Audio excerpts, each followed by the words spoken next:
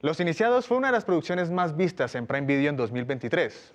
Este viernes 27 estrena la segunda parte de esta película, inspirada en los personajes de las novelas de Mario Mendoza. Por eso, hoy nos acompañan algunos miembros de su elenco, así como su director y el creador de todo este universo literario, para que nos hablen acerca de esta secuela titulada Los Iniciados, el diario de las sombras. Caballeros, bienvenidos a Produ.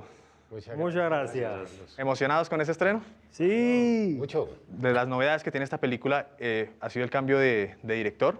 Carlos Moreno entra para ponerse al frente de este proyecto y precisamente quería empezar contigo para consultarte, bueno, cómo ha sido amoldarse a esta historia que ya venía con una primera parte y al mismo tiempo conciliar eso para también dejar tu sello personal en esta nueva producción. El diario de las sombras, como continuación de la saga, digamos que tiene o tuvo una tarea muy importante y era, por un lado, seguir con el personaje, agudizarle sus problemas, crearle a ese universo como una situación más compleja, unos conflictos agravados y sobre todo viajar hacia la psicología del personaje. Digamos que ese fue el camino, ¿no? El objetivo no era repetirse, que estuviera ocurriendo lo mismo, que apareciera otro caso periodístico, otro caso de investigación de Frank, pues porque casi que nos estaríamos repitiendo, sino que teníamos que avanzar un poco más, teníamos que definitivamente hacer un cambio. Y eso fue como la gran tarea que yo creo que esperamos haber cumplido bien. Y en eso nos enfocamos, básicamente. Eso fue como lo que tomamos, obviamente, dentro del universo de la literatura de Mario, acompañados por eso. En la primera parte de esta historia se ahonda en el tema de la escasez del agua, un tema que después llegó a la realidad en Bogotá y en otras partes del mundo. Pero quisiera lanzarles esta pregunta a los cuatro para que el que quiera nos cuente un poco acerca de por dónde va a ir el conflicto, más o menos en esta segunda parte.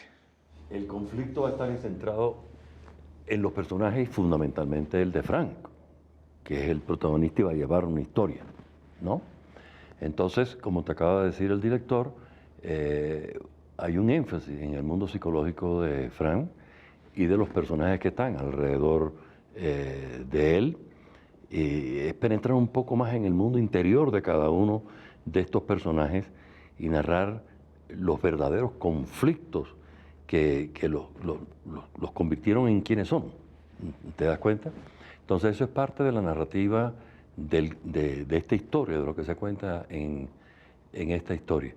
Y en ese sentido creo que ha sido algo bendecido porque en el cine nacional muy pocas veces se toca este tipo de proyección, ¿no? Muchas veces hacemos personajes totalmente de estereotipos, ¿no? Y aquí no, aquí nos fuimos para crear seres humanos vivos, creíbles e interesantes. Y Andrés, bueno, tú que interpretas a Frank, el gran protagonista de esta secuela y también de la primera parte, en esta segunda parte se toca de alguna manera el tema de su salud mental y de alguna manera también cómo esta sociedad lo empuja a él hacia el borde del colapso. Te quisiera preguntar, ¿cómo fue ese proceso para construir a Frank en esta segunda parte y pues interpretar esos conflictos y esos demonios internos que él atraviesa? Yo suelo agarrarme mucho como de las circunstancias que plantea la escena, qué es lo que se va a actuar, qué estamos aquí diciendo, de esto de qué va. Ahí me apoyo pues del director. Sí, fundamentalmente lo que hablábamos ahorita, hacer caso. Hágase ahí, entonces pues uno se hace ahí. ¿Sí o no? Y ahí sí, ¿no? Y ya. Creo que lo más importante era como tener lo más claro posible el viaje interno del man. O sea, como en qué momento es en el que se parte y cómo es esa caída. Y eso fue algo pues que conversamos, nos reunimos. Yo últimamente he optado no tanto por preparar los personajes como lo hacía hace un tiempo, es más como estar abierto a ese momento. Digamos que yo me he vuelto más de ese estilo ahora. Tener la suficiente sensibilidad para dejar que las cosas pasen.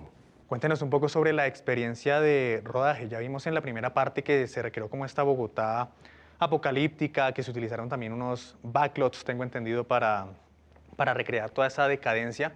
Pero bueno, vemos en parte esos escenarios, pero también está un hospital mental. Entonces, cuéntenos un poco acerca del rodaje de esta segunda parte y de esos escenarios que utilizaron.